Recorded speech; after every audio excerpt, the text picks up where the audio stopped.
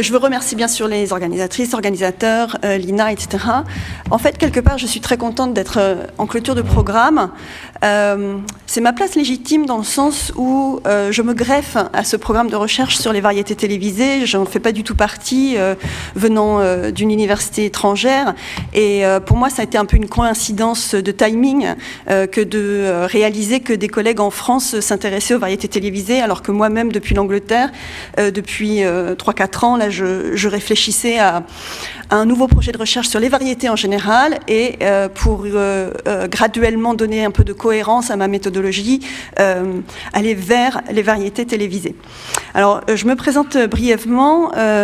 Jusqu'alors, j'ai fait tout mon parcours universitaire en Grande-Bretagne, donc pour moi, les outils de recherche sont vraiment les cultural studies et les études postcoloniales. Donc je m'intéresse au corpus de musique populaire français, mais avec tous ces outils de réflexion sur l'identité, la race, le genre, l'ethnicité, et en gros, pour le dire vite, la façon dont l'idéologie républicaine universaliste, donc qui se déclare comme non raciale, hein, sans distinction de race, selon l'article 1 de la Constitution de 58, façonne tout de même des imaginaires et des pratiques sociales qui sont racisées. Alors, en fait, la question de la race, jusqu'alors, dans mes travaux, était... je ne me rendais pas compte, mais jusqu'alors n'était demeuré que secondaire. Je me suis, jusqu'alors, dans mes monographies, plutôt intéressée à l'ethnicité arabe entre guillemets, parce que c'est une construction sociale autant que somatique, etc. Et plus récemment étudiée à travers la figure de Dalida. Et je finissais mon bouquin de Dalida en 2020. Et au moment où je le finissais, je me suis beaucoup penchée sur sa fin de carrière et épluché des corpus de top 50, de ventes de 45 tours, etc., d'essayer de comprendre comment elle finissait sa carrière dans les années 80. Et un truc qui m'a sauté aux yeux, que je n'avais pas réalisé vraiment avant, c'est la façon dont l'année 1985, où Dalida n'est plus du tout dans les charts français, avait en fait, en un an, on a une accumulation, une intensification des chanteurs de couleur ou bien d'un discours à propos des minorités raciales par des chanteurs blancs dans un contexte humanitaire et tout en ayant encore toute cette tradition du musical, de la figure exotique. Donc dans la même année, même en l'espace de 10 mois, donc on a l'humanitaire américain afro-américain We Are the World, le pendant français exclusivement blanc mais qui parle de l'Éthiopie avec Chanteurs sans frontières. On a aussi le succès Chaud Cacao d'Annie Cordy, on a le succès One Shot de Bibi Tout doucement, Julien Clerc qui est une figure très hybride parce que lui-même est d'origine guadeloupéenne mais il chante l'exotisme antillais tout de même. On a Thierry Pastor, aussi un peu One Shot, qui verbalise une passion, un complexe d'infériorité du chanteur blanc vis-à-vis de ce qu'il imagine être la sensibilité, la sensualité des musiques noires, etc. Donc il y avait un objet nouveau qui tout d'un coup m'a un peu sauté aux yeux alors que je finissais mon bouquin. Et puis en relisant aussi ma copie de livre au moment de l'envoyer aux éditions, je me rendais compte que j'avais fait des erreurs. Et notamment une erreur où je dis que j'expliquais le succès de Dalida par la disparition progressive des représentations racistes coloniales, et en disant ça laisse la place aux représentations méditerranéennes de l'exotisme avec Dalida dans les années 50. Et c'est faux. Ces représentations racistes, elles n'ont pas du tout disparu. Et en fait, c'est le point de départ que j'essaye de mettre en place pour ce nouveau projet de recherche. Alors, quand je réfléchis depuis déjà plusieurs années en glanant des informations dans des biographies d'artistes, dans des interviews, grâce aux archives de l'INA. Et dans l'entrefaite, il se trouve que 2020, c'est la grande année de repolitisation des combats pour les minorités noires avec Black Lives Matter, enfin, ou la remédiatisation de Black Lives Matter. auxquelles les universités britanniques ont répondu avec beaucoup d'exigences,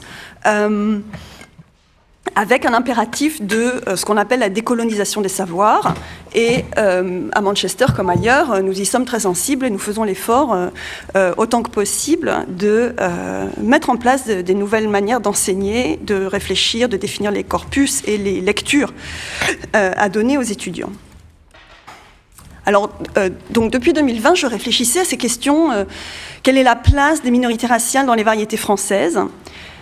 Et puis je me suis un peu intéressée à Henri Salvador. J'ai fait une première publication là-dessus sur Henri Salvador, qui est un peu le lien historique entre les musiques créoles antillaises, qui étaient très discographiées dans les années 30-40, et puis les variétés télévisées, puisqu'il est pendant 15 ans à la télé dans des programmes où il est présentateur, animateur, chanteur.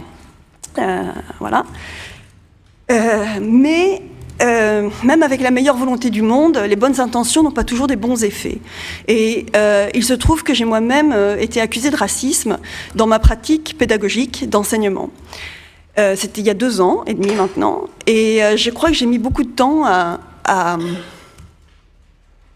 digérer. En fait, c'est pas une chose qu'on digère, mais à essayer de me repositionner et de repenser comment je pourrais, moi, si je continue avec cette intention et ce corpus sur les minorités raciales dans les variétés, essayer de réfléchir à le bon angle à prendre, comment réfléchir à mon propre positionnement de femme blanche, de femme privilégiée avec une carrière professionnelle tout à fait assise, stable dans mon université. Et ce sont des questions finalement dont je n'ai pas encore les clés, mais je vous propose une manière de les poursuivre, de les pratiquer de manière intellectuelle et méthodologique. Je vous propose donc quelque chose qui démarre. C'est aussi pour ça que je disais que j'étais une bonne position en fin de programme, c'est parce que je ne fais que commencer ce que je crois, ce que j'espère qui va être un grand et ambitieux projet de recherche, mais surtout un projet de recherche qui doit être collectif.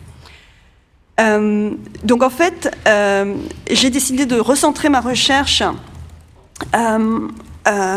En fait, c'est un recentrage, mais c'est aussi un cadrage très vaste, de parler de diversité raciale dans les variétés françaises, donc pour la période du vinyle, qui épouse la période de la télévision publique.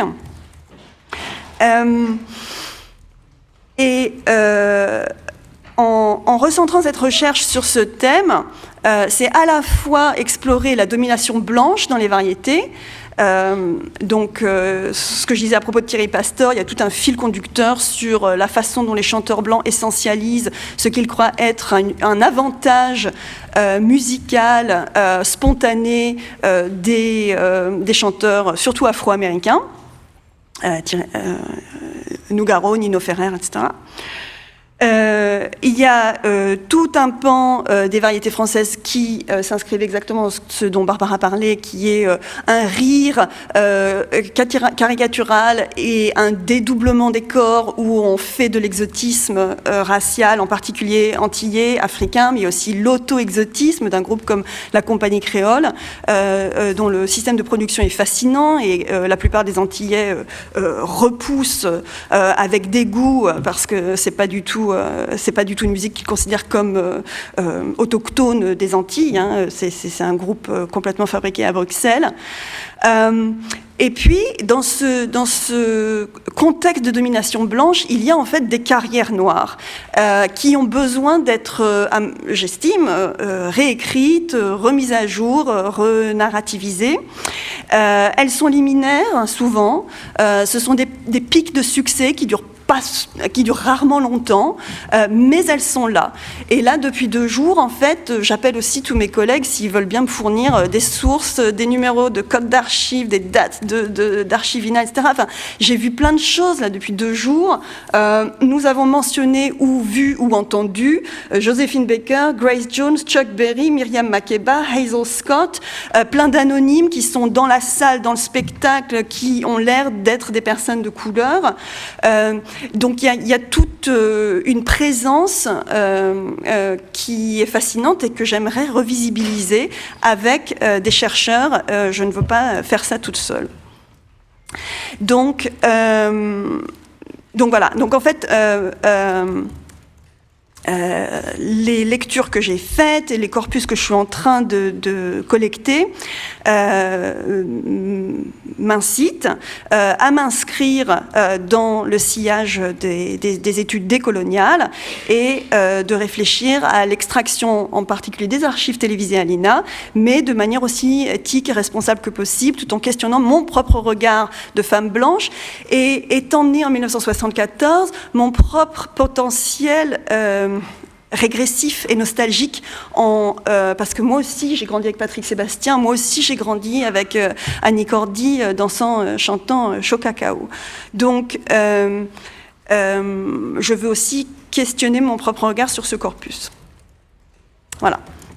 Alors en particulier, une chose qui me pose problème et que je ne veux pas aborder personnellement, c'est-à-dire toute seule, ce sont des archives qui m'ont sauté aux yeux un peu par hasard en épluchant ce qui était disponible, ce qui est dans le catalogue de l'INA. Et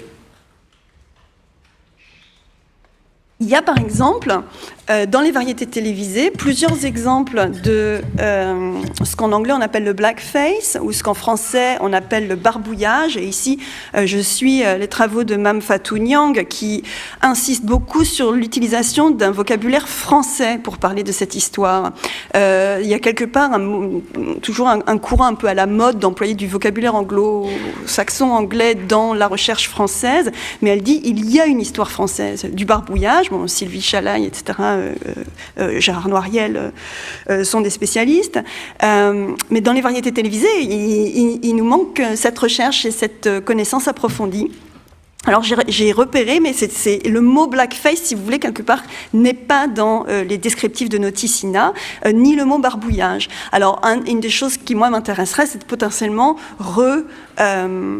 redécrire certaines notices pour faciliter la recherche et la problématisation de ces corpus. Et donc j'ai deux exemples à 20 ans d'écart, mais qui posent le même problème, qui est à la fois de prendre conscience de cette histoire du barbouillage français dans les variétés télévisées, et en même temps de réfléchir à nous, qu'est-ce que ça veut dire de se retourner, de revisibiliser des programmes racistes, à quoi ça sert finalement, et qu'est-ce qu'on peut en dire, donc pour l'instant je veux bien dire, je n'en ai pas moi-même, j'ai pas les réponses et je suis pas forcément convaincue que ce soit nécessaire de le faire. Enfin, quelque part, tout en recherche, bien sûr, tout m'intéresse. Donc je propose là, je ne veux pas montrer les extraits vidéo, mais juste montrer deux captures d'écran de ces exemples de barbouillage caricature-raciste dans les variétés télévisées à 20 ans d'écart. Et je préfigure que si certaines personnes sont gênées par ces représentations, je leur laisse le soin de quitter la salle ou d'objecter à ma diffusion de ces images. Bon, allons-y. Donc, je vous montre juste deux captures d'écran que je vais décrire. Dans un Sacha Show de novembre 1965, c'est 10 minutes avant la fin, l'émission dure 1 heure. Sacha Distel, ici sur la gauche, est accompagné de Annie Girardot, qui fait un double travestissement, donc, enfin, je ne suis pas sûre si c'est le concept, il faudrait que je regarde comment tu définis les termes, mais mettons un travestissement de genre et de race. Et les deux, Distel et Annie Girardot, chantent en français une chanson a priori composée et écrite par Serge Gainsbourg. Ça s'appelle « On n'aurait jamais dû quitter la Nouvelle-Orléans ». Et les deux personnages habillés en gentleman, enfin en faux gentleman, c'est un stéréotype raciste du serviteur noir qui est mal à l'aise et malhabile dans le costume de son employeur, avec des gants blancs, avec le nœud papillon, avec toute la tenue du gentleman, mais qui ne l'utilise pas comme il faut. Et dans les paroles, c'est une accumulation de gags absolument sans intérêt. les deux compères ont perdu leur argent, ont perdu leur chapeau, ont perdu des bijoux, enfin ils sont absolument ineptes. Et il y a une gestuelle très très simpliste, enfin, il n'y a pas vraiment une gestuelle, il y a plutôt, ils tournent sur eux-mêmes au moment du refrain en se lamentant, on n'aurait jamais dû quitter la Nouvelle-Orléans. Narrativement, c'est très fade, et en même temps, au niveau du dispositif télévisuel, ce qui est intéressant, enfin, j'ai pas encore les réponses non plus, c'est cette séquence a l'air d'être préenregistrée. La plupart des Sacha Show la plupart des émissions sont en public, ou se présentent comme étant en public, en plateau, avec des rires et des applaudissements, une adresse directe aux spectateurs et aux téléspectateurs, mais pas ce segment-là.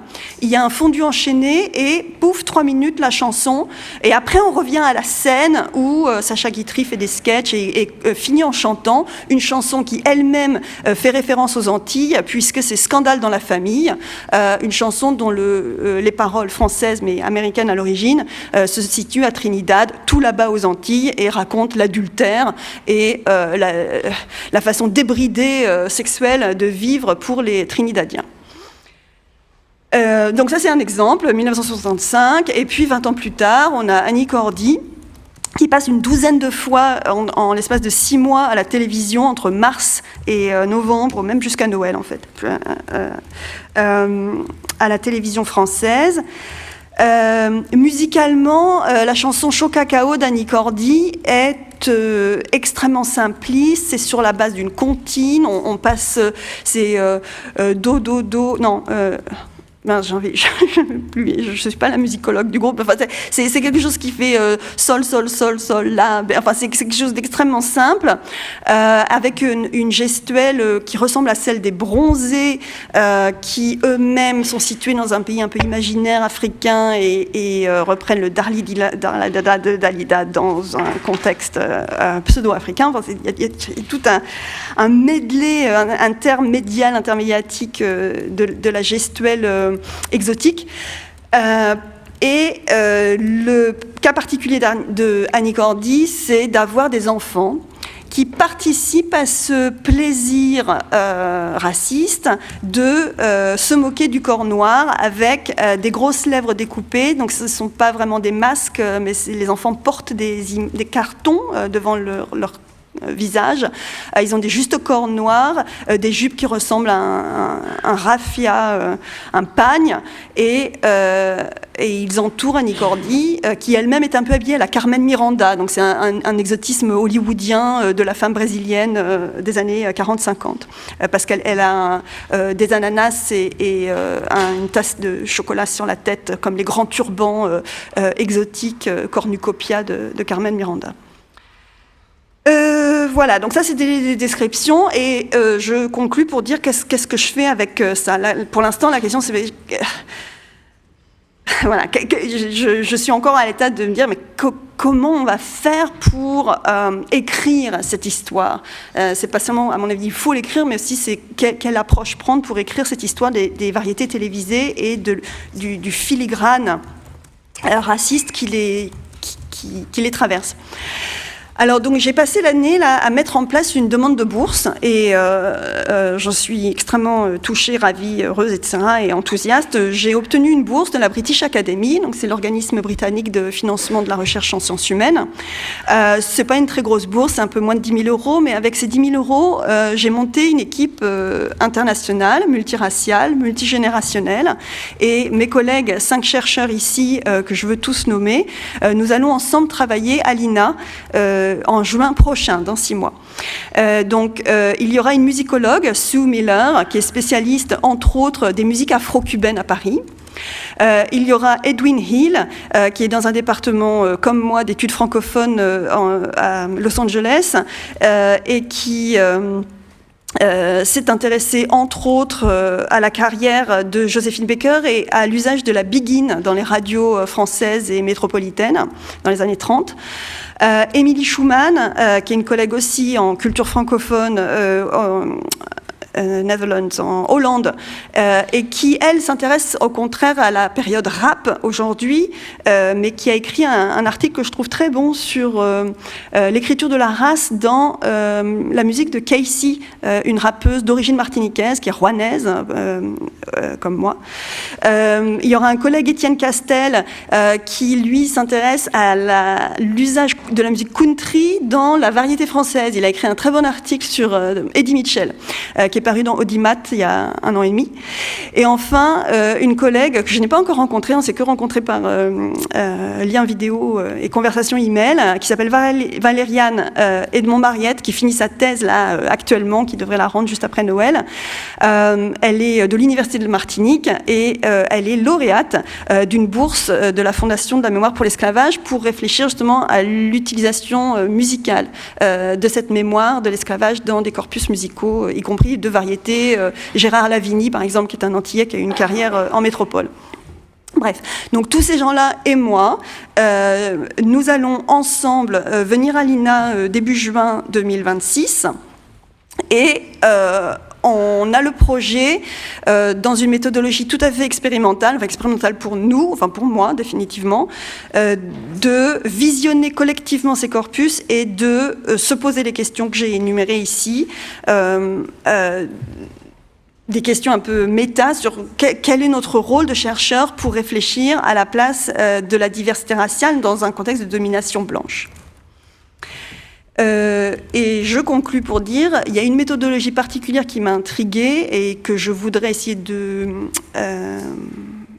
prendre comme point de départ pour notre travail, qui est emprunté à Noël Loveless, un collègue sud-africain blanc, qui, en fait, lui, il est britannique, mais il s'est intéressé il vit en Afrique du Sud, et il s'est intéressé à des archives sonores coloniales conservées en plusieurs universités sud-africaines, et il a travaillé avec des musiciens sud-africains noirs et des publics pour avoir ce qu'il appelle une écoute d'élicitation. On réécoute ensemble cette archive coloniale et on la réinterprète pour recréer des nouvelles histoires à propos de ces corpus colonial et racistes, et en espérant avoir une pratique réparative pour refaire du lien autour d'archives qui, au départ, en fait, divisent.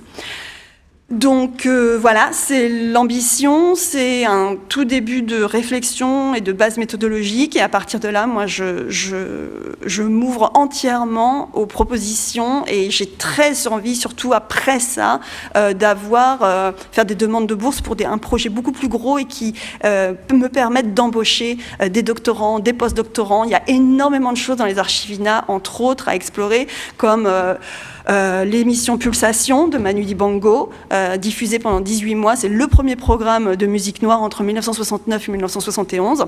Personne n'en a parlé depuis 2 jours, mais c'est un truc qui nous regarde en glaring. It's looking at us in the face. Enfin, c'est vraiment là devant nous, mais on n'en fait rien pour l'instant. Et puis, les carrières d'Afro-Américains à la télé française. Par exemple, Nina Simone, Grace Jones, elles sont partout. Dionne Warwick, en duo avec Sacha Distel tout le temps. Il y a tout un matériau que je trouve riche et fascinant à explorer, et je vous invite à le faire avec moi si ça vous intéresse. Merci.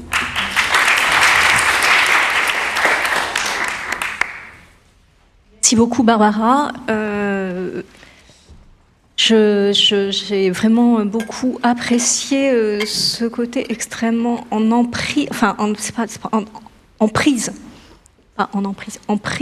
sur ton sujet, sur les questions où vraiment tu articules au rôle de chercheuse, et puis expérience personnelle pas simple. Si je peux me permettre de poser la première question, j'espère vivement qu'il y en aura d'autres, mais pour moi, comme je te côtoie et que je suis un petit peu ce que tu fais année après année, ça me fait curieux. qu'il n'y ait pas un passage par les premières étapes d'une réflexion, certes, où je comprends qu'il y a eu une cassure dans ta trajectoire, et en même temps, tu n'es pas parti de rien. C'est-à-dire qu'il y a bien eu déjà des premières choses que tu nous avais présentées dans d'autres circonstances scientifiques. Est-ce que tu peux soit dire des choses sur ce que tu avais fait avant, soit expliciter comment tu positionnes ces premiers résultats par rapport à une démarche que peut-être que tu veux les écarter complètement, je ne sais pas. Peut-être que tu penses à quelque chose que je t'ai présenté une fois sur les danseuses pop. En fait, il y a déjà quelques années, donc ça peut-être il y a 3 ans maintenant, quelque chose comme ça. Donc c'était avant l'accusation de racisme.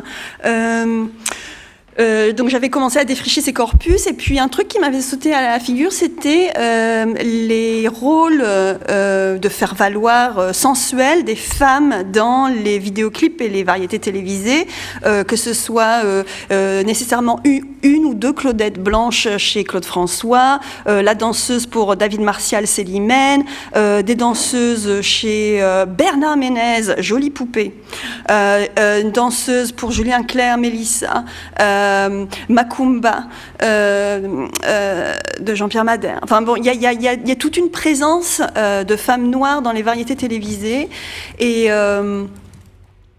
et donc, dans cette perspective, j'ai interviewé Ketty Sina, qui est une femme d'origine gabonaise et camerounaise, qui a été la dernière Claudette noire, c'est ainsi qu'elle se définit. Elle est aujourd'hui restauratrice dans le 13e.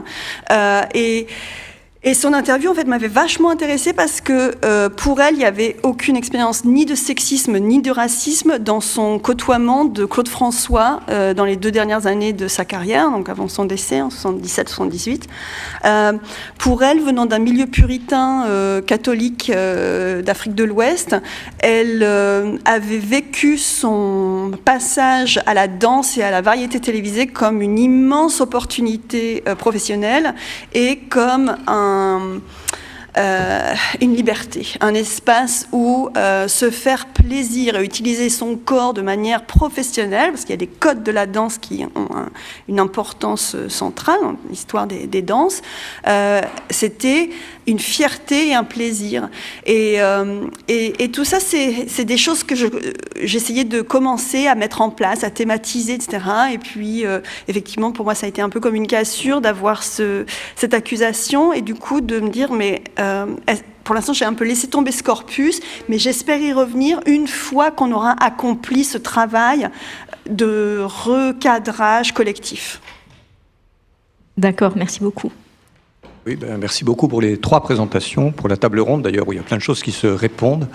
Et ça fait une très belle fin à ce colloque, parce que ça remet de la lumière sur tout le reste et sur les rapports de domination qui se jouent dans la variété fleur bleue, innocente, sympathique, et comment ça permet de faire passer, et la chanson aussi bien sûr, qui permet de faire passer plus ou moins en contrebande, en travestissement, beaucoup de choses extrêmement complexes. Et je pense que là, c'est une question qui s'adresse à Patrick Sébastien, pardon, à Barbara. À Barbara Laborde, aucune ressemblance ni travestissement. Là, c'est la question justement de l'idéologie politique, parce qu'il n'y a pas de subversion. Vous avez dit on a l'impression au contraire qu'il y a une idéologie dominante, lourde, massive. J'ai des souvenirs de spectateurs peu ancien. Et puis il y a peu, je crois, il y a très peu, Patrick Sébastien accuse à la radio les woke de l'avoir exclu de France Télévisions. J'ai été victime des woke en tant qu'homme blanc de plus de 50 ans. Et il joue ce jeu très actuel des gens qui sont situés au cœur du système de pouvoir et à l'extrême droite notamment, et qui se transforment en victimes. Et je pense que là, on a une indication intéressante de quelque chose qui pourrait être un angle d'approche pour beaucoup d'entre nous, c'est-à-dire étudier la domination. Vous voyez comment le dominant se sent menacé lorsqu'il y a des voix, des paroles différentes. Je ne sais pas si ça peut arriver dans les variétés au niveau de chanteurs de couleur, les chanteurs étrangers dont on a parlé à propos du rock, c'était souvent justement des Noirs américains, et cela pouvait être vécu comme une menace, même si ce n'était pas dit. Donc ça n'est pas évident à mettre en valeur. Je pense une petite piste pour Barbara, pour la dernière, peut-être une toute petite piste pour la dernière présentation. Voilà, merci à nouveau. Oui, c'est très juste. Moi, je le constate sur quelque chose qu'on pourrait étudier aussi de près, c'est les fins de carrière. C'est-à-dire, fin de carrière de Patrick Sébastien, c'est quoi? C'est C8. Aïe, aïe, aïe, aïe, aïe. Mais c'est l'endroit, le diffuseur qu'il a trouvé pour recycler ses vieilles archives personnelles de quand il était en activité de producteur. Il a gardé ses archives. C'est vrai qu'on ne trouve pas tout dans le dépôt légal parce qu'il a gardé un certain nombre de ses propres fonds, des émissions qu'il a produites. Donc il y a parfois des choses qu'on ne voit plus. Mais lui, il fait en sorte de faire fructifier quand même toujours son business avec ses vieilles archives, donc des vieux numéros de farandole, des vieux enregistrements de l'époque du Grand Bluff, etc., qui maintenant sont rediffusés sur C8. Et le Grand Cabaret maintenant sur Gulli. Et donc, voilà, je pense que la fin de carrière d'un artiste comme ça, qui était effectivement un blanc dominant, dans un contexte où il était vraiment dans une domination non interrogée, ça fait mal, c'est pas joli, quoi. Et on peut penser à d'autres fins de carrière qui sont un peu sur ce même modèle. On peut penser à Thierry Ardisson dans un autre registre. On peut penser, lui maintenant il est mort, mais on peut penser à Bourdin, côté de l'info. Pareil, fin de carrière un peu...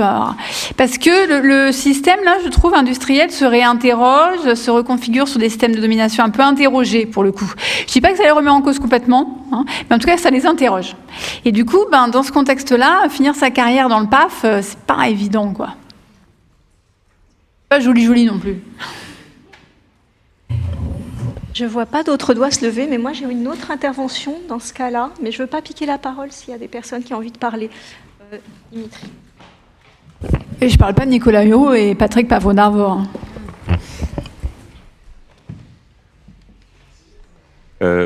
Merci beaucoup à vous trois et à vous toutes et tous d'ailleurs. Il y a un thème qui est un peu revenu sur cette question à la fois invisibilisation et en même temps monstration, travestissement, détournement, etc. Et à travers la question de l'homosexualité, on a vu hier dans l'un des deux films étudiants, Fernandel imitant à la télé un homosexuel. Je pense qu'il y aurait aussi vraiment un travail à faire sur la récurrence des numéros, alors qu'ils soient chantés ou pas. Ça peut être des sketchs, ça peut être des numéros de chansons. J'ose imaginer, enfin, je sais pas que j'ose, enfin, je l'imagine, j'en suis quasiment certain. Je sais pas un Patrick Sébastien au fil, mais il doit y en avoir un certain nombre jusque dans les années 80 au moins, puisque si on trouve Chaud Cacao. On doit trouver aussi des choses. Enfin, c'est quand même un peu du même ordre, même si c'est pas du même ressort. Mais enfin, disons que ce genre de caricature extrêmement à la fois naïve et lourde, qui sont héritées vraiment de temps anciens et qui survivent, qu'on voit ressurgir encore au moins jusque dans les années 80, j'imagine. Et donc, j'aimerais, je trouve que ce serait intéressant qu'il y ait une sorte d'étude un peu sérielle comme ça et chronologique et un peu précise de ces caricatures, qu'elles passent par le travestissement, le phrasé, le comportement, etc. Avec beaucoup d'ambiguïté aussi, là, parce qu'on voit bien, en tout cas dans la période Patrick Sébastien, la période que je travaillais, 70, il y a aussi Coluche, qui a un rapport assez ambigu au travestissement et à l'homosexualité, se revendiquant lui-même bi dans certaines émissions. Donc on sent que c'est quelque chose où eux-mêmes sont un peu gênés. Thierry Leluron, avec son affichage quand même assez clair, le mariage Coluche-Leluron, etc. Donc on sent que cette question du travestissement et de l'homosexualité, c'est un problème. Yves Mourouzi, enfin, il y a une sphère là dans les années 70 qui s'interroge sur la question de quelle représentation donner, quelle représentation acceptable donner de l'homosexualité sur les ondes télévisuelles. C'est très complexe, je crois. Plus complexe qu'on ne le croit peut-être. Parce que même Sébastien est assez... c'est pas très clair. Il y a des choses où il est plus clair. Sur le sexisme, il est très clair. Sur l'homophobie, c'est variable. Moi, je voudrais juste ajouter à ça ce qui m'intéresse, ce qui me fascine énormément, et quelque part aussi, je suis venue à ces corpus racisés un peu, pas complètement par hasard, mais par l'angle de la chanson pour enfants. Je croyais, il y a 5 ans, que mon prochain livre serait un livre sur les chansons pour enfants. Ce sera peut-être celui d'après. Mais ce qui m'intéresse dans les variétés, les émissions familiales, c'est toute cette implicite d'éducation, de socialisation de la génération suivante des enfants, en passant par des schémas hyper conservateurs de sexisme et de racisme. Et j'en suis le produit. Et donc, voilà, il y a un côté fascination-répulsion que j'aimerais travailler. Voilà. C'est bon ? Ouais. Oui, merci. Effectivement, moi je suis très content qu'on termine sur cette question-là. On a commencé, c'est pas la première question qui était adressée à Jérôme sur le sexisme, je me souviens. Donc c'est quand même quelque chose qui a traversé tout notre colloque et qu'il est très bien d'affronter, de travailler. Ça fait partie, à mon avis, de la dimension des variétés que d'interroger justement les normes de genre, de classe, de race, etc. On a eu avec Sébastien, peut-être aussi avec Marine, à un moment donné, des discussions avec les étudiants étant beaucoup plus radicaux et beaucoup plus fermes que notre génération, puisque voilà, nous on a eu Annie Cordy, et on sait aussi que par exemple la chanson Armstrong, je ne suis pas noir, nous la percevions comme antiraciste. Et ça, c'est quand même une expérience importante qu'on ne peut pas éliminer. Voilà. Et donc, je me demandais un peu comment faire pour garder la perspective des spectateurs de l'époque et des artistes qui vont faire des performances antiracistes que l'on peut juger, nous, ou comme nos étudiants, avec d'autres yeux, en ayant progressé dans la réflexion, etc., comme raciste. Voilà, donc ça c'est une question qui me paraît très importante, c'est pas oublier les lectures d'époque. Et l'autre chose que je trouvais très amusante, mais ça c'est plus anecdotique, dans l'intervention de Joaquin tout à l'heure, on a cette, je sais pas comment l'appeler, comédienne qui se révolte, qui est noire. On s'est demandé tout à l'heure à déjeuner si c'était une blackface, si c'était une blanche maquillée ou une afro-française, enfin je sais pas comment dire. Et voilà, bon, peu importe, selon que on la considère comme ou pas, évidemment ça a changé la lecture que l'on a de sa révolte. Et donc il y avait quelque chose dans cette discussion qu'on avait sur Rosier est-il politique ou pas, là une rébellion, clairement, qui à mon avis avait quelque chose à voir avec la race. Enfin elle était la seule noire, il y a peut-être d'autres, mais enfin disons c'était très net et elle attirait le regard sur elle, surtout sur le costume, mais voilà. Donc c'était, voilà, je me suis demandé comment on pourrait aussi, donc à la fois prendre en compte les lectures d'époque, et aussi prendre en compte ce genre de prestations, de révolte, de rébellion scénarisées, voilà, qui viennent introduire une dissonance, qui viennent introduire un problème dans une vision qui serait uniquement, bien sûr, Sébastien est raciste, Michel Leb est raciste, voilà, ça nous saute aux yeux et ça nous scandalise. Oui, absolument. Les lectures d'époque, le sens qu'ont eu ces programmes et ces spectacles, je ne veux pas du tout l'oublier, mais je veux les remettre à jour, en fait. Et c'est pour ça que dans une de mes diapos, là, je disais, ce sont des archives que je ne veux surtout pas diaboliser, mais je ne veux pas non plus romantiser. Et ben, on en saura plus après mes journées de juin, où nous sommes plusieurs pour réfléchir à ce problème. Mais l'archive qu'on a montrée du programme de Rosier, en fait, la personne noire qui sort du bateau et qui va vers les caméras en collant ça, bon, elle est grimée exactement comme Joséphine Baker, avec une grande tiare à plumes, etc., et le maquillage avec les paillettes qui sont sous la paupière plutôt qu'au-dessus. Enfin, c'est Joséphine Baker dans certains spectacles. Moi, j'ai cru que c'était Michel Arnaud en blackface, mais peut-être pas.